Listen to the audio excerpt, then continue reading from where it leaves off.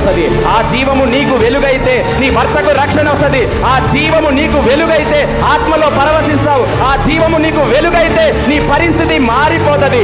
ఆ జీవము నీకు వెలుగు అయితే అనేకులకు నీవు వెలుగుగా కనపడతావు. ఆమేన్. Grace unmeasured love bestows.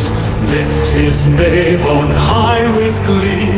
By his cross our lives redeemed.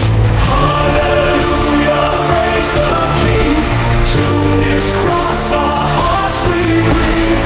Hallelujah, lift his name. For his mercy still remains.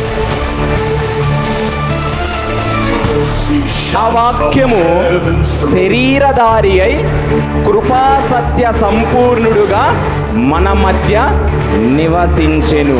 చూసారా, ఆ వాక్యము శరీరధారిగా శరీరంతో వచ్చి మన మధ్యలో నివసించాడు. ఆయన శరీరంతో వచ్చి మన దగ్గరకు వచ్చాడు. శరీరంతో శిష్యుల దగ్గరకు వచ్చాడు. శరీరంతో అనేకుల దగ్గరికి వెళ్ళాడు. ఎప్పుడైతే పరిశుద్ధాత్మదేవుడు వచ్చాడో, ఈ వాక్యాన్ని నేను చదువుతాను చూడండి. ఆయన ఆ వాక్యము శరీరధారిగా వచ్చింది. ఇప్పుడు ఆయన వాక్యము ఆత్మ స్వరూపుడి అయి మనలో నివసించెను.